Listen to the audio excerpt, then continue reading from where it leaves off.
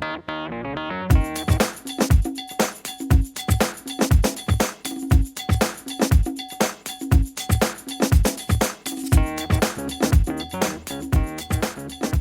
voudrais tout d'abord m'exprimer sur la situation qui prévaut en Centrafrique, qui est une situation extrêmement grave, extrêmement pénible pour les populations centrafricaines et les populations tchadiennes. La classe politique centrafricaine n'arrive pas à s'en sortir, n'arrive pas à trouver une issue au conflit ravageur, fratricide qui déchire ce pays.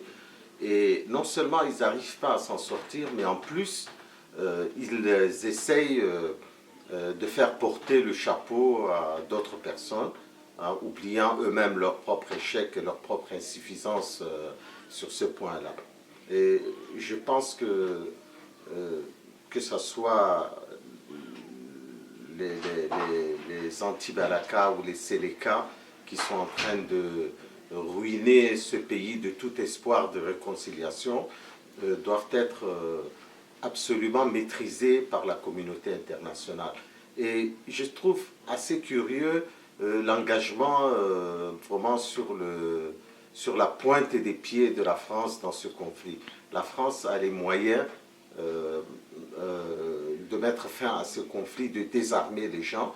On ne peut pas désarmer les gens uniquement sur la base du dialogue, parce que le dialogue s'avère insuffisant quand les gens sont arrivés à des telles horreurs, à massacrer les gens dans les églises, dans les mosquées, à décapiter les gens, à faire du cannibalisme, à utiliser le corps humain comme moyen de faire cuire les aliments. C'est tout à fait, c'est un crime contre l'humanité. Et ce crime-là doit être puni par la force. Je ne néglige pas le dialogue, mais aujourd'hui le dialogue est impossible en Centrafrique.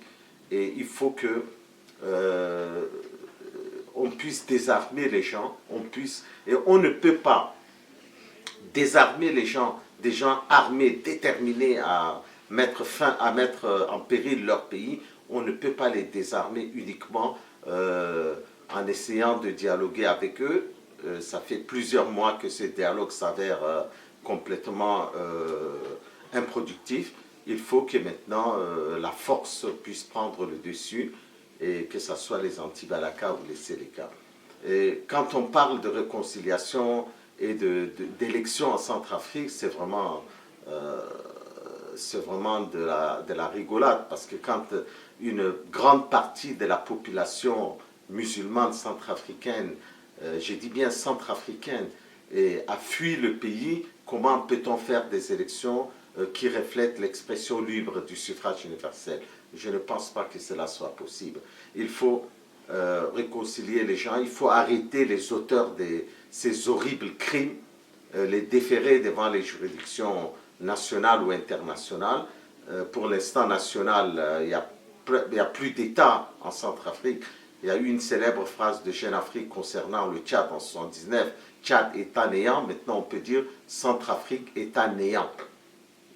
Et c'est dommage que l'armée tchadienne ait quitté la Centrafrique, parce que je pense que l'armée tchadienne aurait pu, malgré les accusations qu'on ait portées sur elle, aurait pu mettre fin à ces massacres, parce que l'armée tchadienne est habituée à ce genre de conflit et habituée à neutraliser ce genre de belligérants. Et aujourd'hui, les anti-Balaka se promènent de manière ouverte à Bangui, et les Séléka se promènent de manière ouverte dans le nord de la Centrafrique. Comment la communauté internationale, comment la France peut-elle accepter qu'une chose aussi horrible puisse se passer dans un pays qui est un pays frère du Tchad? Les Centrafricains sont nos frères, sont nos amis. Je ne comprends pas qu'on puisse arriver à une telle extrémité. Et je ne pense pas que les gens qui font ces massacres-là sont dignes d'être des Centrafricains. Et je ne pense pas qu'ils reflètent les Centrafricains dans leur ensemble qui sont des personnes paisibles, pacifiques. Et aujourd'hui, la communauté musulmane paye un tribut grave, très grave. Hein, déjà, l'attaque de l'église Fatima a déclenché un tollé sur le plan international. Je m'inscris d'ailleurs dans ce tollé, mais si les massacres des musulmans avaient eu le même impact dès le départ, on n'en serait pas arrivé là. Et je crois que ceux des musulmans qui veulent, par la haine, vouloir perpétuer ce conflit-là se trompent complètement. On ne répond pas à la haine par la haine. Et je crois que c'est quelque chose de grave qui se passe dans ce pays, frère. J'interviendrai tous les jours sur ce conflit pour donner un peu mon point de vue. Je vous remercie. À demain, je vous donnerai un autre point de vue sur l'évolution du conflit. Il y a une chose qui est essentielle que je tiens à souligner, c'est les propos du Premier ministre de cette transition difficile, qui a dit des choses qui me paraissent vraies. Il y a au sein même de l'exécutif des gens qui sabotent le processus de réconciliation et le processus de paix mis en place. Et je ne pense pas que la présidente actuelle soit à la hauteur de sa mission. Il faut qu'elle démissionne. Il faut vraiment faire appel à des gens expérimentés. Il y a des hommes très expérimentés. Je lance un appel aux hommes politiques centrafricains. Je n'en connais qu'un seul. Malheureusement, c'est l'ancien Premier ministre Martin Ziguélé, qui est un homme d'une grande sagesse et c'est un homme capable de s'impliquer davantage pour que ce conflit puisse prendre rapidement fin. Et je ne doute pas un instant qu'il y a des hommes aussi valeureux que Martin Ziguélé dans la classe politique centrafricaine.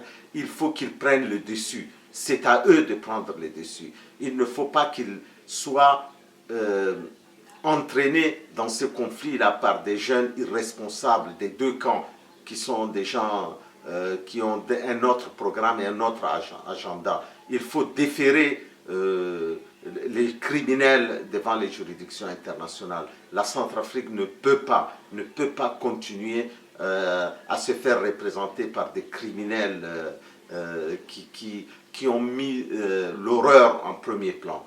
Voilà ce que j'avais à dire et à la prochaine intervention sur ce conflit.